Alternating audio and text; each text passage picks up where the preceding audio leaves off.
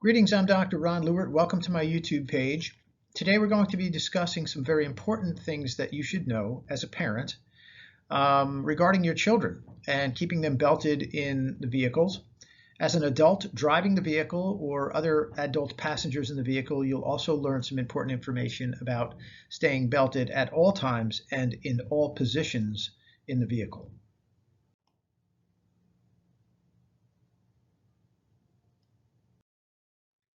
Once again, thank you for joining me. I'm Dr. Ron Lewert, and our website is MedConsultants Florida, or medconsultantsfl.com. My YouTube page is Medical Consultants of South Florida. You can reference the current information on the IIHS.org, Insurance Institute for Highway Safety.org website. So here's some pretty convincing statistics. So seatbelt facts and statistics section here from the Insurance Institute for Highway Safety. Well, let's just throw these numbers out. If you're the driver or front seat passenger in a car, proper use of the lap belt and shoulder harness will reduce your risk of a fatality by 45%. Likewise, if you're a driver or a front seat passenger in an SUV, van, or pickup, proper use of the lap belt and shoulder harness will reduce the risk of fatal injury by 60%. That's very significant. So in other words, drivers and front seat passengers not wearing a seatbelt increase their risk of fatality by almost 45% just by not wearing the seatbelt. Sadly, near half of people who die in car crashes are not wearing their seatbelt.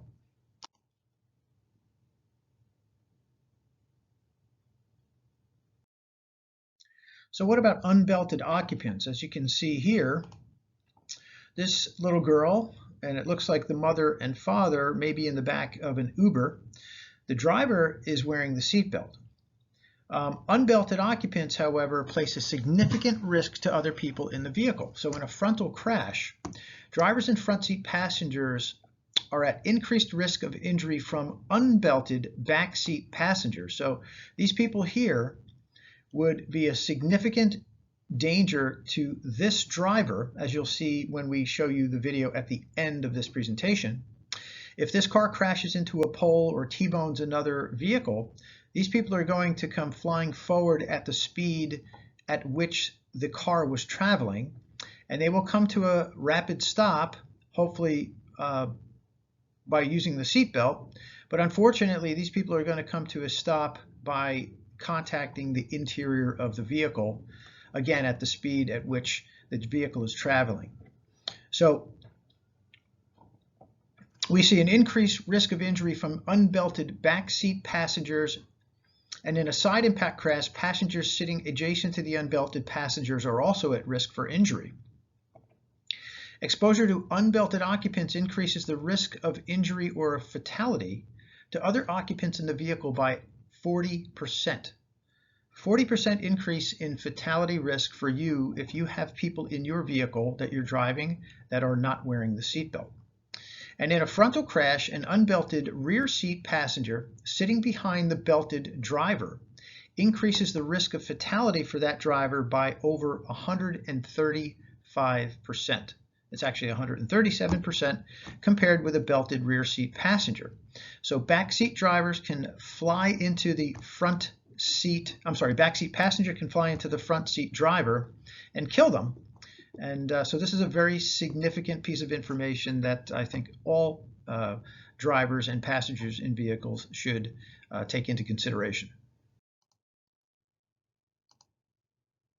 All right, so what do seatbelts really do? So the first thing here is that they prevent occupants from being ejected from the car or the vehicle in general.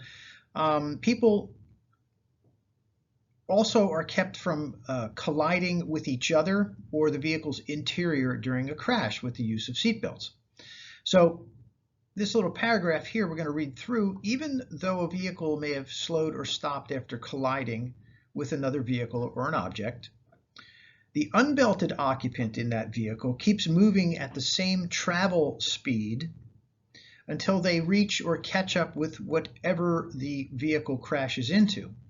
So if the car is traveling 40 miles per hour and crashes into a pole, the unbelted occupant is also traveling 40 miles an hour with that vehicle and will crash into the interior of the vehicle, possibly the dashboard or the back seat. Something on the interior of the vehicle is going to bring them to a complete stop, but it will do so at the travel speed at which the car was moving. That's very significant that people understand that. If your car's moving 80 miles per hour, you literally are traveling 80 miles per hour. So the seatbelt can either stop you once the car strikes something, and the seatbelt will distribute the weight across your torso, as we'll go over into in a second. Or what can stop you is the interior of the vehicle, preferably not the dashboard or the windshield. So seatbelts help to prevent or reduce injuries from this secondary type of collision that we see by securing people to their seats so that they slow down with the vehicle as its crush zone absorbs most of the kinetic energy. And the occupants will come to rest as the vehicle comes to rest, hopefully belted in. Otherwise, the occupant will come to rest after it strikes something on the interior of the vehicle, and again, preferably not the dashboard or the windshield. So this concept of staying belted and slowing down as the vehicle comes to a stop is known as ride down. What else do seatbelts do? Well, they manage collision forces across the body. A properly belted occupant will have the seatbelt go across, let's say for the driver, the left shoulder and torso. It will contact the sternum, and then we'll have the belt secured across the lap. So worn properly, seatbelts are designed to spread crash forces across the stronger bony parts of the body, including the shoulder, rib cage, and pelvis.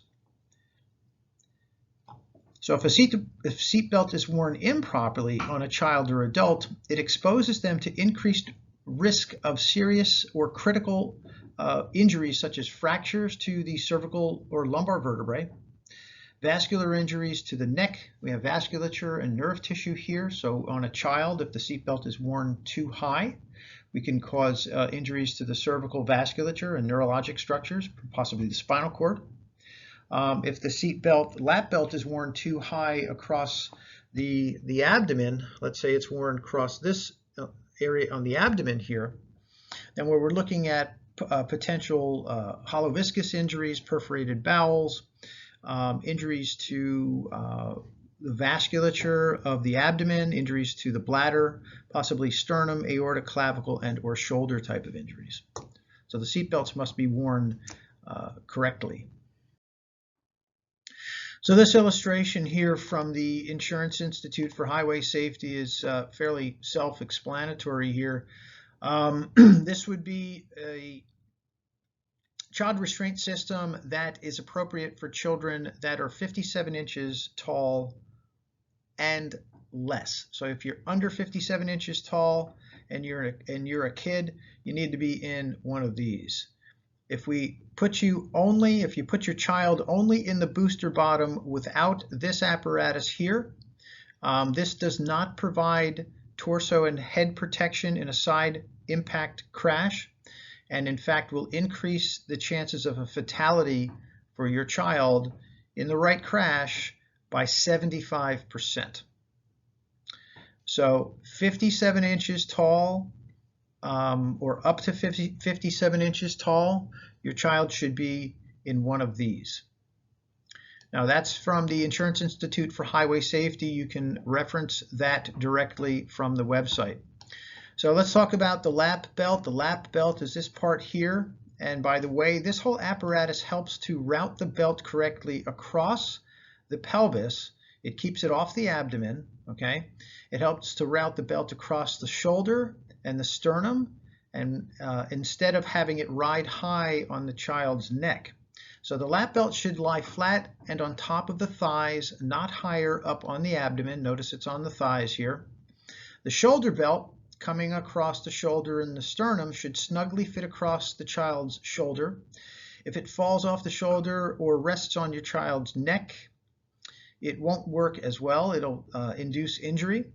And an improper fit could encourage your child to move the belt to a dangerous position, such as behind the back or underneath the arm, so we don't want to do that.